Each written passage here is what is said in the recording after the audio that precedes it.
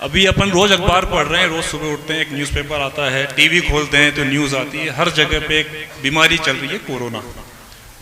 अब कोरोना क्या है और बाकी के सर्दी जुकाम, सादा सर्दी जुकाम जो से अपने यहाँ पे सीजन चेंज हो रहा है, तो लगभग हर चौथे आदमी को सर्दी जुकाम की तकलीफ है अभी। अब कोरोना क्या है और सामान्य सर्दी जुकाम क्या, पहला फर्क तो इसमें अपने को देखना है। सबसे पहला काम जो है, बेकार में घबराने की जरूरत नहीं है, सावधानी बरतने की जरूरत है, क्योंकि जिस लेवल पे सरकार काम कर रही है। डॉक्टर साहब माइक थोड़ा पास में रखें प्लीज। अच्छा, जिस लेवल पे सारी सरकारें सतर्क कर रही हैं, प्रचार प्रसार कर रही हैं, तो तकलीफ है, ये सबसे पहले समझने की जरूरत है। ऐसा नहीं है कि कोई व्हाट्सएप पे मैसेज कर रहा है, लोग कहते भी सुनते भी आते हैं कि टीबी से 10 लाख लोग मर गए, मर जाते हैं, साल के मरते हैं। कोई कहता है कैंसर से 4 लाख मर जाते हैं, तो उसमें नई बात क्या, ऐसे तो 100 मरे हैं, 200 मरे हैं, कहीं 1000, 2000, 3000 मरे हैं, इससे ज्यादा कोई मरा ही नहीं है अभी तक। बट जो डिफरेंस समझने की जरूरत है, जिसको टीबी है वो ज्यादा से ज्यादा अपने आसपास के 2 लोगों को संक्रमित करने की संभावनाएं बनती है। जिसको कैंसर है वो उस एक आदमी को ही रहेगा, एक से दूसरे पे नहीं जाएगा। पर जो कोरोना का वायरस है, वायरस एक छोटा जीवाणु होता है, कुदरत की बनाई हुई कृति है ये भी, जैसे हम लोग हैं, और वो इतनी छोटी है कि हमें हमारी आंखों से तो दिखता ही नहीं, उसके लिए माइक्रोस्कोप लाना पड़ता है। और उसकी फैलने की तीव्रता ऐसी है कि अगर वो एक आदमी को है तो 1 से 4, 4 से 16, 16 से 64 इस गति से फैलता है, पहली चीज। तो बाकी बीमारियां कितनों को मार रही है, नहीं मार रही है, मैटर डिस्कशन का नहीं है। सबसे पहली चीज ये कि इसकी जो बढ़ने की, फैलने की रफ्तार है वो अनकंट्रोलेबल है। दूसरी चीज, बीमारी नहीं है, वायरस के लिए वैसे भी कोई ट्रीटमेंट अभी तक इजाद नहीं हुए हैं, तो बीमारी का चिकित्सा का अभाव है। बाकी मान लो कैंसर है, इलाज है कुछ, टीबी है, इलाज है कुछ, मलेरिया हो गया, इलाज है, टाइफाइड है, इलाज हो गया। यहाँ कोई इलाज नहीं है, यहाँ पे सिर्फ और सिर्फ हमारी सावधानी, सतर्कता ही इलाज है। तो पहली चीज तो यह कि इसकी जो मैं यहाँ तक आया हूँ, गुरुजी का आशीर्वाद हुआ, गुरुजी जिस चीज के लिए चिंतित है कि वही जो अपने से जुड़े लोग हैं वो लोग सतर्क रहे, है ना। तो इसके लिए मैं एक भूमिका बनाई है कि अपने को क्यों सतर्क होने की जरूरत है। इलाज नहीं है, फैलता है तेजी से। अब मैं सामान्य बात करता हूं कि जैसे एक सामान्य जुकाम खांसी होती है, हमें किसी को नाक बहती है, किसी को हल्की खांसी होती है, पर कोरोना के तकलीफ के साथ में क्या है, सबसे पहले शरीर में डलनेस मतलब थकान की अनुभूति लेके आएगा। वो सबसे पहला काम करेगा कि आपको शरीर में टूटन सी, बेवजह की, बिना किसी जैसे काम करके थकते, बिना किसी वजह की टूटन, काम नहीं करने का मन होना, शरीर में टूटन सी, जकड़न सी महसूस होना, सबसे पहली तकलीफ देगा। साथ में देगा हल्का बुखार 100 डिग्री सेंटीग्रेड का, और उसको फॉलो करेगी हल्की सी गले में दर्द के साथ में सूखी खांसी। खांसी कैसी होगी? सूखी खांसी। सबसे पहले जब उसका प्रकोप बढ़ेगा तो बुखार का टेम्परेचर जाएगा अपना 103, 104 पे, दर्द बढ़ाएगा। दर्द बढ़ाने के साथ में सबसे पहले उसकी तीसरी जो कंडीशन बनाएगा वो देगा आपको सांस लेने में तकलीफ। अगर ऐसा कोई भी पर्सन अपने घर परिवार में, अड़ोस पड़ोस में कहीं भी दिखता है, सबसे पहले पकड़ के ले जाओ उसको, ताकि वो अपने परिवार में किसी दूसरे को बीमार नहीं करे। पड़ोसी की चिंता नहीं करनी, अपने घर में कोई दिखता है ना, सबसे पहले पकड़ के ले जाने का उसको, कि बाद में कोई किसी को करेगा कि नहीं करेगा, ठीक है।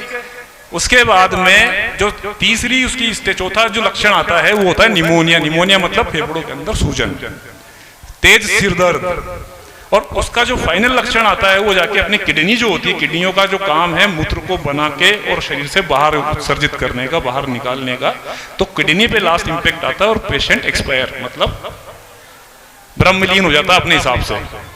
पर वो इस तरह से होना अच्छी बात नहीं है। तो ये तो हो गया अपने सामान्य लक्षण। सामान्य जुकाम में और इसमें क्या फर्क है, ये अपने को समझ में आई चीज, अगर मैं ठीक ठाक से समझा पा रहा हूं। तो सामान्य जुकाम खांसी में आपको जुकाम हल्की, पर इसके साथ में हल्का शरीर में दर्द, बुखार, तेज बुखार, गले में दर्द, सांस लेने में तकलीफ, फिर निमोनिया, और उसके बाद में किडनी पे असर और पेशेंट की तकलीफ बढ़ गई। इलाज कुछ नहीं। अब मैं जो सबसे बड़ी चीज की मैं गुरु चरणों में हूँ आज यहाँ पे, हम सब लोग इस चीज के लिए बहुत ज्यादा भाग्यशाली हैं कि हम लोग नॉनवेज नहीं खाते। ये आया है कहाँ से? मांस भक्षियों से, और ये अपने को दे रहे हैं गिफ्ट, तो अपने को नहीं चाहिए। सबसे पहले ऐसे लोगों से दूर रहो। दूसरा, जिनको हो गया उनको पहले पकड़ के बाहर कराओ। अब इससे बचाव के तरीके क्या है? कि ये एक आदमी से दूसरे आदमी से या तो श्वास के थ्रू फैलता है, या अगर उसके हाथ पे है तो सरफेस पे रहने वाला, मतलब जैसे मेरा शर्ट है, मेरा हाथ है, इससे एक से मैंने किसी से हाथ मिलाया, जो अंग्रेज लोग करते हैं, अभी व्हाट्सएप चल रहा है, बहुत चल रहा है ये, कि अपनी संस्कृति अच्छी, हाथ जोड़ने वाली, राम राम करने वाली, तो उसी पे आना अपने को बेसिकली वापस से। जैसे फ्रेश होके आते हो, हाथ धोते हो 3 बार, मेरे को सिखाया मेरे घर में कि सुबह शौच से निवृत्त हुए 3 बार हाथ धोने का है। मुस्लिम लोग नहीं धोते, वजू करते हैं ऐसे करके, कोई नहीं धोता। ये हमारे को वापस से मौका मिला है, ईश्वर ने मौका दिया कि हम हमारी पुरानी संस्कृति के जो नियम तरीके जीने के थे उनको वापस से याद करें, घर के बुजुर्गों से सीखें क्या क्या करना है। कहीं भी जाएं आए चेहरा कवर करके रखें, कोशिश करें, और दूर, जैसे मैं दूर खड़ा हूं अभी, है ना, दूरी बना के रखें। कहीं से भी घर से बाहर जा रहे हैं, वापस आ रहे हैं, आने के तुरंत बाद घर के बाहर एक बाल्टी भर के रखो, साबुन रखो, अच्छे से हाथ धो, कुल्ला करो, नाक साफ करो, उसके बाद घर में एंटर करने का अपने को, ठीक है। सैनिटाइजर लेके अपन गांव के लोग नहीं घूम सकते 24 घंटे, घर में सैनिटाइजर बना सकते हो आप। लौंग कपूर रख लो साथ में, छोटी टुकड़ियां, 2 लौंग और 1 कपूर की टुकड़ी जेब में डाल के रखो, अपना सैनिटाइजर देसी, काफी कुछ बचाव करेगा। मैं आयुर्वेद का बंदा हूं इसलिए ये बात कर रहा हूं। एलोपैथी वाला कोई डॉक्टर होगा हंसेगा शायद, क्योंकि उसने वो नहीं पढ़ा, इसलिए मैं उनको बुरा भी नहीं बोलता। जो मैं पढ़ता हूं, जो मैंने सीखा, मैं अपने विज्ञान की बात करता हूं, है ना, वो दूसरे विज्ञान की मजाक नहीं उड़ाता।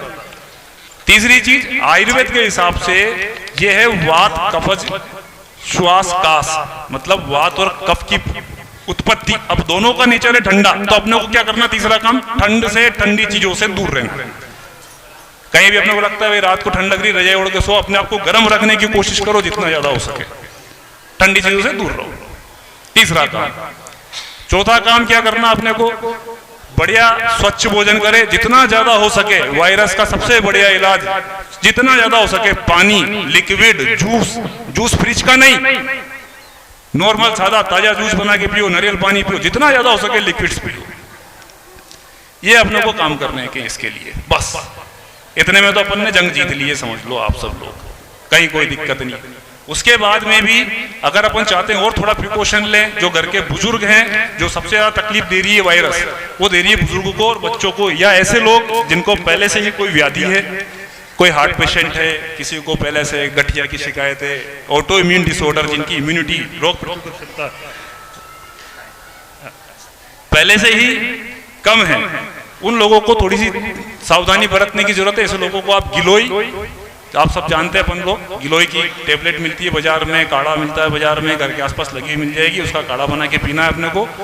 और गिलोय के साथ में आप चाहे तो एक आधा फीट का गिलोय का टुकड़ा, एक आदमी का डोज बता रहा हूँ, आधा फीट का गिलोय का टुकड़ा, 2 काली मिर्ची, 2 पिपली और थोड़ा सा सौंठ, 1 गिलास पानी में डाल के उबालो, 1 कप रह जाए, छान के रोज सुबह पीने का है, बस इतना काम अपन सब कर सकते हैं।